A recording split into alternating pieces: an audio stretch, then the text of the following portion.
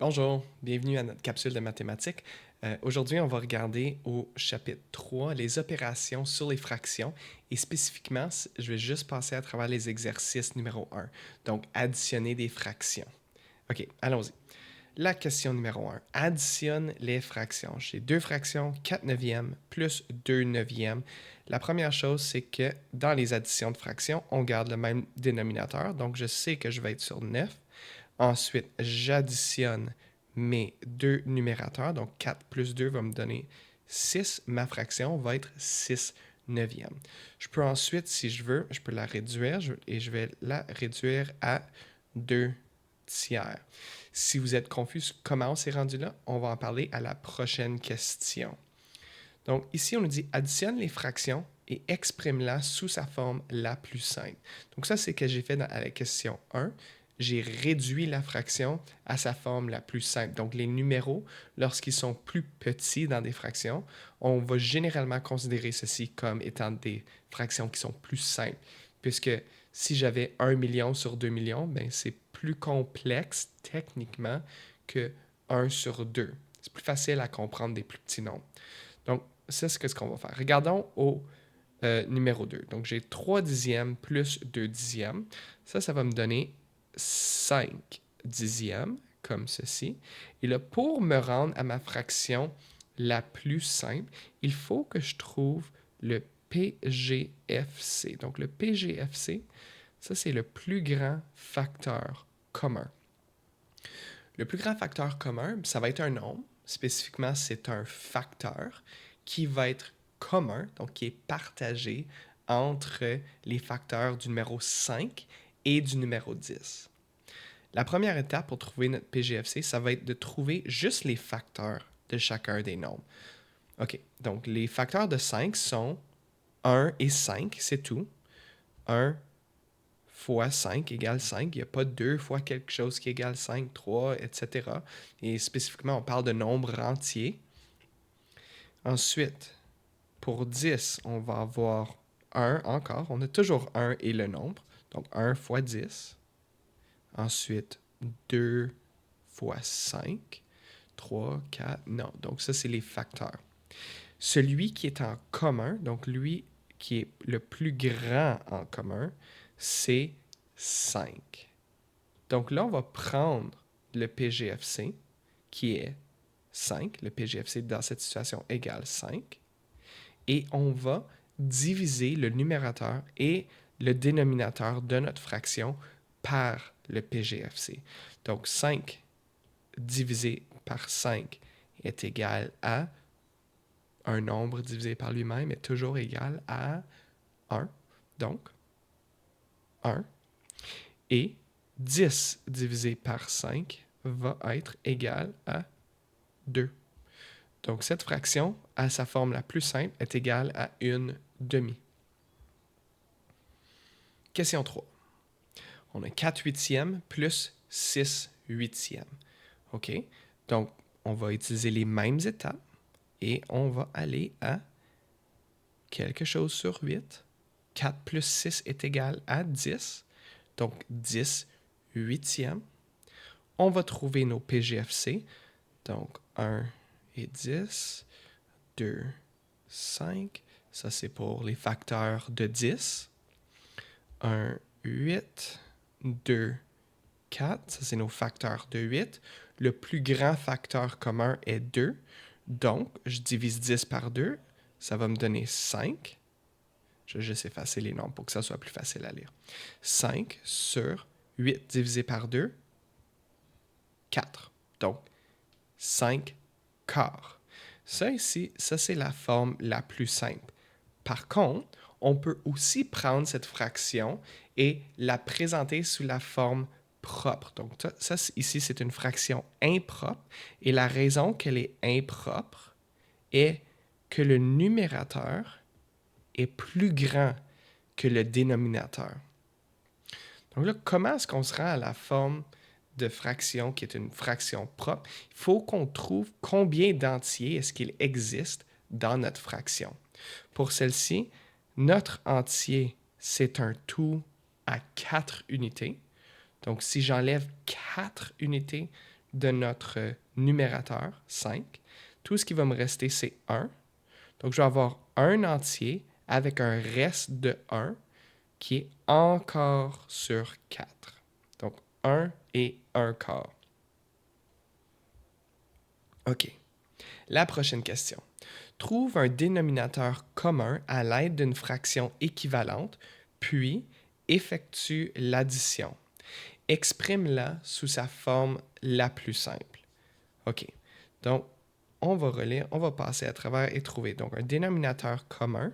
OK. Donc, ça veut dire le chiffre en bas de la fraction doit être pareil à l'aide d'une fraction équivalente. OK. Une fraction équivalente, c'est ce qu'on vient juste de faire. C'est des fractions qui peuvent être réduites à une forme plus simple ou être des multiples. Donc, une demi devient, par exemple, 10 vingtièmes, 100, 2 centièmes, etc. Et ensuite, on va effectuer l'addition. OK. Donc, 2 plus 2 est égal à 4. 3 plus 12 est égal à 15. Qu'est-ce qu'on fait dans ce cas-ci? Bien, il faut qu'on trouve notre dénominateur commun. En d'autres mots, est-ce qu'un des dénominateurs est un facteur de l'autre dénominateur? Oui. Donc, 3 ici. Oh, désolé, ça c'est mon surligneur. 3 peut être multiplié par 4 pour nous donner 12. Donc là, je vais transformer cette fraction et je vais la mettre ici. Donc, 3 multiplié par 4 me donne 12. 2 multiplié par 4 me donne 8.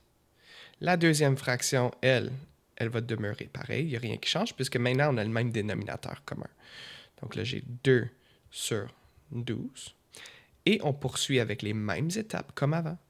8 plus 2 est égal à 10 sur 12, comme ceci. Et on va simplifier à 5 sixièmes. Comment est-ce qu'on s'est rendu là? Avec un PGFC de 2. 10 divisé par 2 nous donne 5. 12 divisé par 2 nous donne 6. OK. Passons à la prochaine question. Donc, 5. Additionne les fractions, exprime-la sous sa forme la plus simple. Donc, j'ai 1 demi plus 2 huitièmes. Étape 1. Avons-nous le même dénominateur? Non. Donc, on doit trouver le même dénominateur. OK? 2 est un facteur de 8 et je peux multiplier 2 par quoi pour me rendre à 8? OK? 2 fois 4. Donc, 2 fois 4 me donne 8. 1 fois 4 me donne 4. Remarquez que j'écris plus toutes les flèches.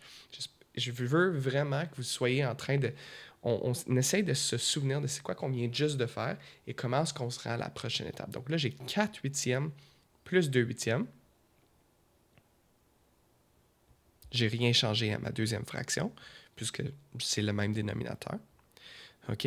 4 plus 2 est égal à 6 sur 8. Est-ce qu'on a des facteurs communs? Ici, je vous demande une stratégie. C'est quoi quelque chose qu'on aurait peut-être vu en classe, une stratégie qui nous permettrait de savoir rapidement si on peut diviser cette fraction par un nombre commun? Les deux sont des nombres pairs. Donc, 6 divisé par 2 va me donner 3 et 8 divisé par 2 me donne 4. On se pose la même question, est-ce que 3 se divise par 2 et 4 par 2?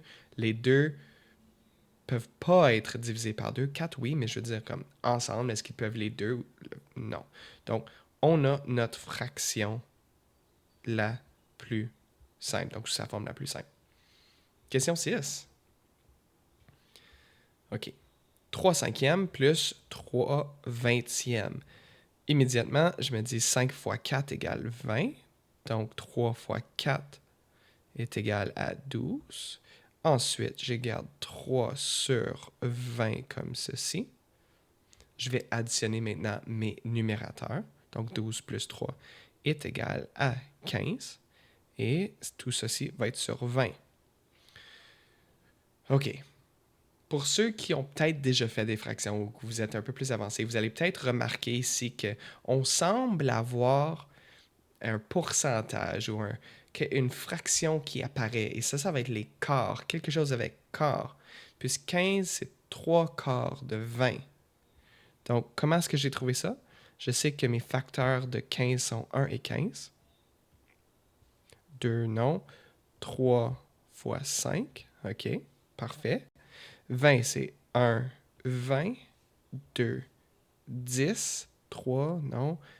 4 et 5. Le plus grand facteur commun est 5. On divise tout par 5. 15 divisé par 5 égale à 3. 20 divisé par 5 est égal à 4. Donc, j'ai 3 quarts comme ceci. Prochaine question, on va à la prochaine page. Additionne les fractions, exprime-la sous sa forme la plus simple. Parfait. OK. Donc, 5 sur 12 plus 1 tiers. La chose qu'on a changée dans cette question que je trouve vraiment intéressante, c'est que les personnes qui ont inventé ces questions, ils ont dit, OK, on va essayer de mélanger les élèves. Ils n'ont pas vraiment mélangé les élèves, mais ils veulent voir que ça ne dérange pas. Ils veulent voir. Ils veulent vous montrer que ça ne dérange pas dans l'ordre d'apparition quelle est la fraction qu'on va modifier. La logique nous dit que 1 plus 2 est la même chose que 2 plus 1. Donc, on va suivre les mêmes étapes et on va résoudre. La première fraction va rester pareil, 5 douzièmes, juste agrandir, OK. La deuxième fraction, on doit trouver un même dénominateur commun. Donc, 3 fois quoi est égal à 12? 3 fois 4. Donc, on va avoir 3 fois 4, 12. Et 1 fois 4, 4. 5 plus 4 est égal à 9. Et on garde le même dénominateur, 9 sur 12. On fait la même chose, on peut trouver les PGFC, et on peut juste simplifier si vous connaissez la réponse. On va avoir 3 sur 4. 3 quarts. Parfait. Prochaine question. 5 huitièmes plus 2 quarts. Là, cette fois-ci, on peut voir ici, on n'a pas les lignes pour nous aider.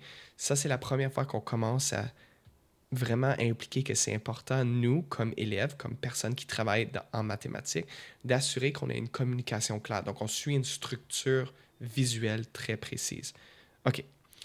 Donc, je regarde, j'ai besoin de trouver le même dénominateur pour la deuxième fraction.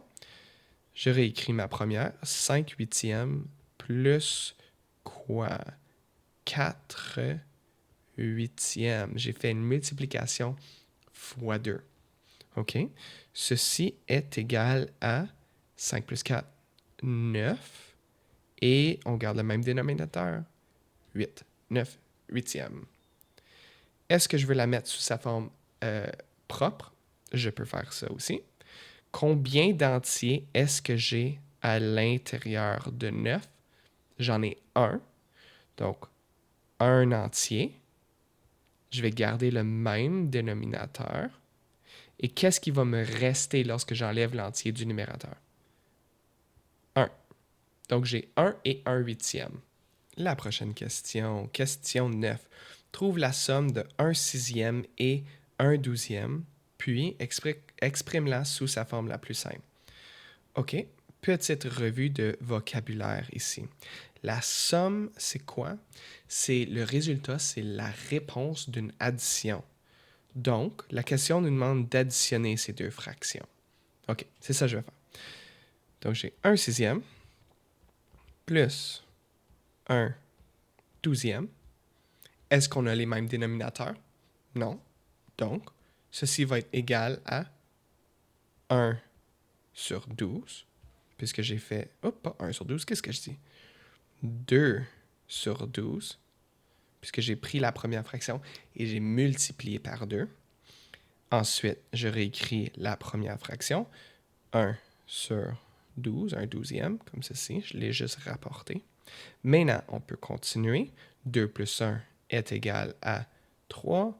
On garde le même dénominateur sur 12, comme ceci. Maintenant, on doit réduire avec le PGFC. Dans ce cas-ci, on va diviser par 3. 3 divisé par 3 nous donne 1. Et 12 divisé par 3 nous donne 4. Donc, la réponse est 1 quart. Ça, c'est la forme la plus simple. Prochaine question. 10. Additionne 1 quart à la réponse de la question 9. Wow, il faut s'assurer qu'on avait la bonne réponse. Et exprime-la sous sa forme la plus simple. OK. Additionne 1 quart à la réponse de la question 9. Ils sont vraiment en train de nous tester avec notre compréhension de lecture ici. OK, donc j'ai 1 quart plus la réponse de question 9 qui était 1 quart, donc 1 quart plus 1 quart, comme ceci, est égal à quoi? Ça va être 2 quarts, aussi simple que ça. Maintenant, on va aller à la forme la plus simple. Je vais juste dire simplifier. OK. Le plus grand facteur commun est 2. Je divise les deux nombres par 2. Donc, 2 divisé par 2 nous donne 1.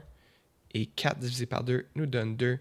On a une demi pour la réponse de question 10. Prochaine question. Numéro 11. Quelle est la somme de 1 huitième, 1 quart et 3 huitièmes? Exprime-la sous la forme la plus simple. OK, donc on est en train d'additionner 3 termes.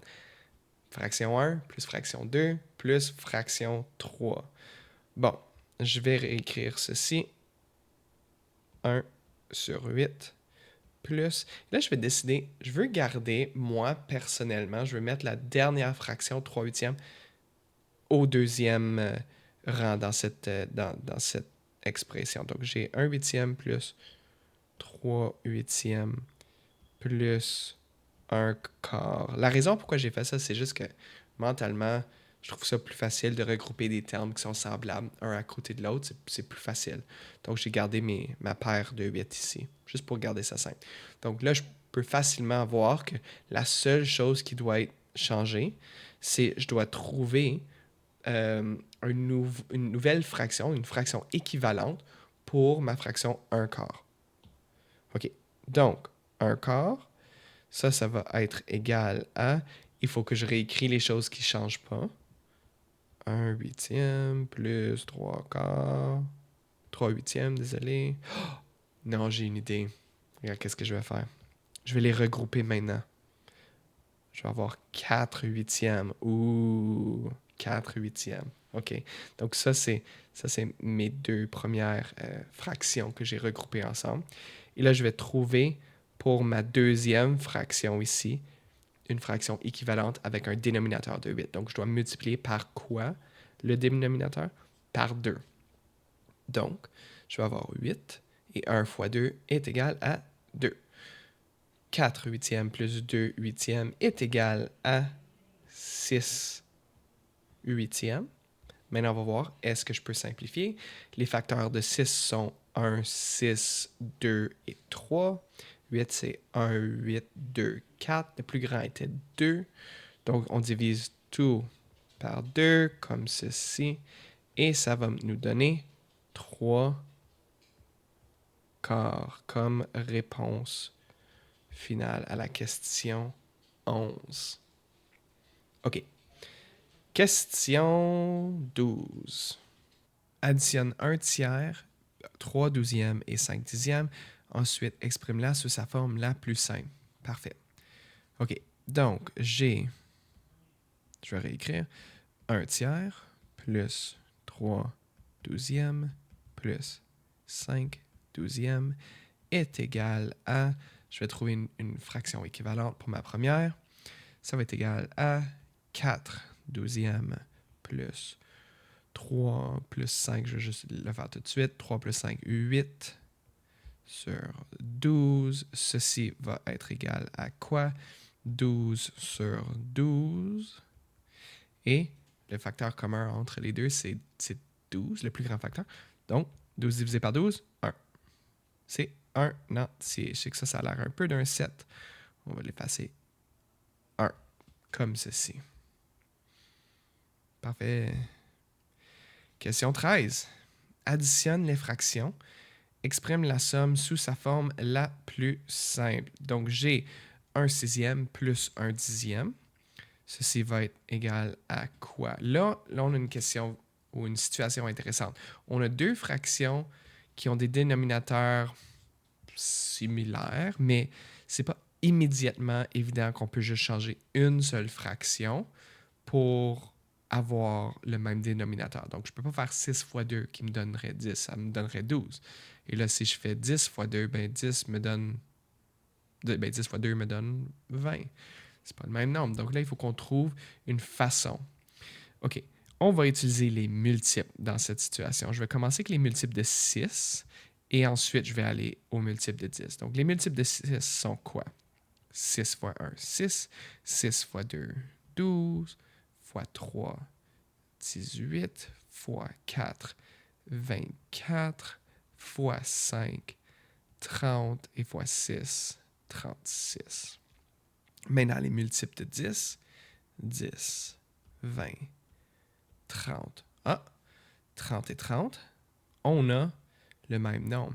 Donc, on sait qu'on peut prendre notre première fraction, 1/6, la multiplier par 1, 2, 3, 4, 5, pour avoir une fraction qui va avoir un dénominateur de 30, désolé. Donc, 6 fois 5, 30. 1 fois 5, 5. Et notre deuxième fraction, pourquoi j'écris ici? Notre deuxième fraction, on va faire fois 3 pour nous donner une fraction sur 30, comme ceci. Tout ça, ça va être égal à 5 plus 3, 8 trentièmes, comme ceci, qu'on peut diviser par 2 à 4 quinzièmes, comme ceci. Là, les multiples de 15 sont 5 et 3. Je peux plus simplifier. Ça, c'est ma forme la plus simple. 4 quinzièmes. Prochaine question. 14. 1/5 plus 2 tiers. On va faire la même chose et on va trouver des fractions équivalentes. La première, je vous dis tout de suite, je vois 5 et 3, ça c'est des multiples de 15. Je peux aussi le faire de cette façon. Donc ça, c'est le produit croisé. 5 fois 3 et 3 fois 5, qui va me donner deux nouvelles fractions qu'on additionne ensemble. OK? Donc si je fais 3 fois 5, ça me donne 15. Qu'est-ce que je fais en bas? Je fais aussi en haut. 3 fois 1, 3.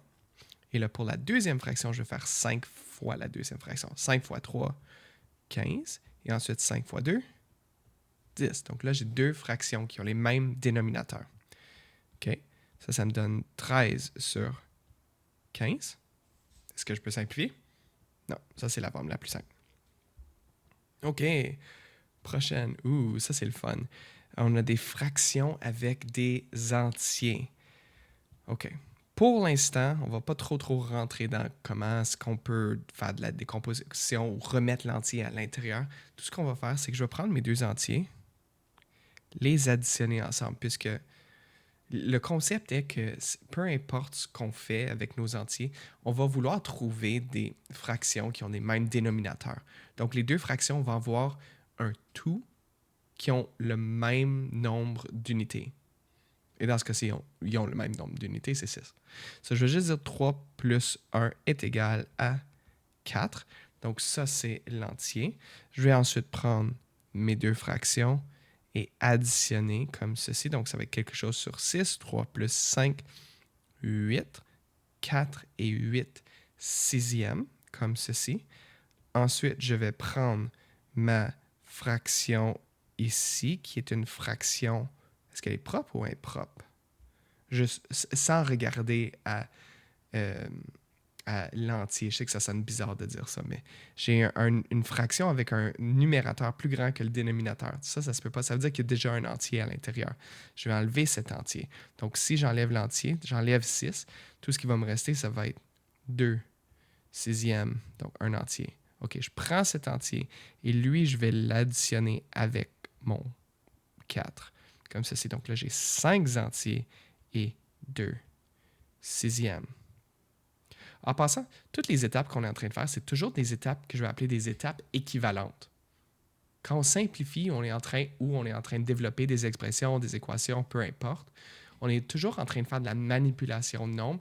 On n'est pas en train de changer sa valeur réelle. Donc, chaque ligne, c'est toujours la même valeur.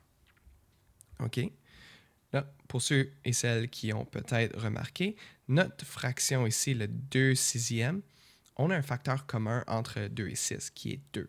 Donc, on peut simplifier cette fraction. Je vais garder mon 5, rien ne change. C'est encore 5 entiers. Et je vais diviser par 2. Donc, 2 divisé par 2 me donne 1. 6 divisé par 2 me donne 3. 5 et 1 tiers va être la réponse finale pour cet exercice. Prochaine question, 16. OK, on va aller un petit peu plus vite. On fait la même chose.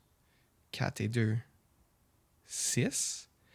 Je vais garder mes deux fractions ici. Donc, je vais essayer quelque chose d'un petit peu différent cette fois-ci. Je vais dire que j'ai un entier de 6 et je vais le séparer de mes deux autres fractions. On n'a pas besoin, mais je vais le faire. OK, donc là, j'ai 8 dixièmes plus 2 cinquièmes, comme ceci. Ceci est égal à 6 plus 8 sur 10 plus 4 sur 10. Vous auriez pu aussi simplifier la première fraction et la rendre à une forme plus petite pour avoir le même dénominateur. Donc, je vais aussi mettre une barre ici pour vous montrer version 2, qui aurait pu être ceci, 6 plus le 8 et 10 aurait été divisé par 2, donc 4 cinquièmes plus 2 cinquièmes. Vous allez voir, on va arriver à la même réponse à la fin. On continue. De la gauche, là je vais faire juste la gauche. 6 plus 8 plus 4, 12 dixièmes. On continue, on fait la même affaire qu'avant. 12, il y a un entier de trop à l'intérieur. Qu'est-ce qui va me rester? Ça va être 2 dixièmes. Quand j'enlève mon entier, je l'ai ajouté à mon numéro 6. Donc là, j'ai 7 et 2 dixièmes, comme ceci. Je peux même, regarde, je vais même effacer mon plus et juste dire que c'est ça qu'on a. Comme ceci. 7 et 2 dixièmes. Parfait. On simplifie la deuxième fraction, ou bien la deuxième partie de notre fraction, le 2 dixièmes, qui va être 7 et 1 cinquième. J'ai divisé cette fraction par 2. Comme ça. Là, du côté droit, ceci est comment que ça aurait eu l'air. 6 plus 6 cinquièmes. J'ai un entier. Donc, qu'est-ce qui va me rester? Ça va être 1 cinquième. Je prends mon entier, je l'ajoute au 6, donc 7 et 1 cinquième. Remarquez, j'ai pas mis mes symboles d'égalité. C'est juste 7 et 1 cinquième. C'est à vous de décider comment vous voulez procéder, mais le concept est qu'il y a plus qu'une façon de se rendre à la bonne réponse, quand même en respectant les besoins de communication. Il faut quand même montrer nos étapes. Si on arrive à la fin, on fait juste encadrer une réponse et on n'a pas fait de développement, comme ceci, bien, malheureusement, à l'école, c'est un peu un problème. On veut voir votre communication. OK. Donc là, on va passer à la prochaine section. Observe le modèle, puis écris deux additions qui le représentent. Donc le modèle, on a combien de petits carrés? 1, 2, 3, 4, 5, 6, 7, 8, 9, 10, 11, 12 en total. Il y en a 11 qui ont été coloriés. OK, donc l'addition numéro 1 va être quelle fraction? Donc cette portion ici, qui est 3 morceaux de 12. Donc 3 morceaux de 12, plus la deuxième partie, 1, 2, 3, 4, 5, 6, 7, 8 parties de 12. Et en total, ça va nous donner 11 parties de 12. C'est très petit ça. 11 parties de 12, donc 11 douzièmes. C'est ça. 18. Addition 2. Fractions sous leur forme la plus simple. OK, donc là, qu'est-ce qu'on fait? On va juste prendre les fractions qu'on avait à l'addition 1 et les simplifier. La première va devenir, donc si c'est 3 douzièmes, On divise par 3. 1 quart. Et la deuxième va devenir 2 tiers. Et on divise par 4, qui est égal à 11 douzièmes. Remarquez, là, vous allez être comme, monsieur, pourquoi est-ce que j'ai deux dénominateurs non communs? Et c'est que la question nous demande de faire sous leur forme la plus simple. Donc ça ici, c'est la forme la plus simple. Oui, est-ce qu'il y a des étapes ensuite où est-ce qu'on doit les convertir et là les remettre sur 12? Ben oui, ça c'est la première façon qu'on le fait. OK, on continue. Effectue les additions mentalement, exprime-la sous sa forme la plus simple. Donc là, je regarde au numéro 19, j'ai 2 tiers, 7 quatorzièmes et 1 tiers. Qu'est-ce qu'on va faire? Bon, ben, la deuxième fraction, je peux la mettre sur 7. Je peux la mettre sur je peux la mettre sur quoi? Mais si j'additionne 2 tiers plus 1 tiers, je sais que ça va me donner 3 tiers. 3 tiers, c'est 1 entier. Donc, j'ai 1 entier et quelque chose. Donc, 7 quatorzièmes, sa forme la plus simple, ça va être 1 demi. Donc, 1 entier et 1 demi. Comme ceci. La deuxième, on regarde. OK, j'ai encore 2 fractions avec le même dénominateur. J'ai 3 cinquièmes plus 2 cinquièmes et aussi 3 neuvièmes. Donc, je vais combiner mes fractions qui ont le même dénominateur, qui me donne 5 sur 5, qui égale 1. Et 3 neuvièmes peut être simplifié à 1 tiers. Donc, j'ai 1 et 1 tiers, comme ceci. C'est ça. Question numéro 21, la dernière question. J'espère que vous avez aimé cette petite capsule de mathématiques. Ça, c'est quelque chose de nouveau que j'essaie avec vous. On va voir si ça vous aide. Si jamais vous voulez étudier pendant que je fais ces vidéos ou peut-être à la maison, vous voulez faire ces exercices en même temps que moi, ça me fait plaisir de les produire. Donc, j'apprécie que vous soyez restés jusqu'à la fin. La dernière question, 21, on y va. Justine a terminé ses devoirs en 1/8 d'heure. Maude a terminé ses devoirs en 1 et 4 sixièmes d'heure. Alicia a terminé ses devoirs en 7 huitièmes d'heure.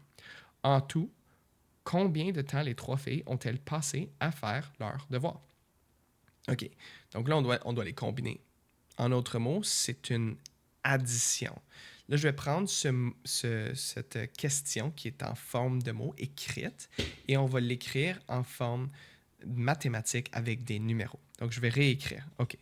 La première, Justine a terminé ses devoirs en 1/8 d'heure. Donc, j'ai ma fraction 1/8 plus. OK. Maude a terminé ses devoirs 1 et 4 sixièmes. Donc, 1 entier et 4 sixièmes. Parfait. Et finalement, la dernière, elle a terminé ses devoirs en 7 huitièmes d'heure, comme ceci. Donc là, on doit tout additionner ensemble. Égal. Je remarque déjà la première fraction et la deuxième ont le même dénominateur. Je vais les combiner. 1 et 7 me donnent 8. 8 sur 8 égale 1. Donc j'ai 1 entier plus 1, 4 sixièmes. Je mets ensuite mes entiers ensemble. 1 plus 1, 2 et 4 sixièmes. Je simplifie la petite fraction qui va me rester 2 et 2 tiers. Donc, en total, elles ont passé 2 heures et 2 tiers. Donc là, il faut écrire. Quand on a une question en forme de mots, il faut aussi présenter la réponse, même qu'on a fait la démarche en numéros, mais on doit mettre la réponse en mots. Donc, en tout, les 3 filles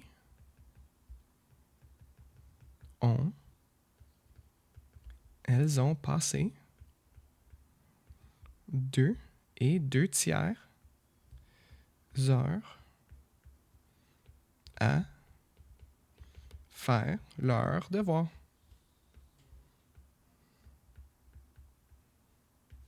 sourire pour vous. Bravo!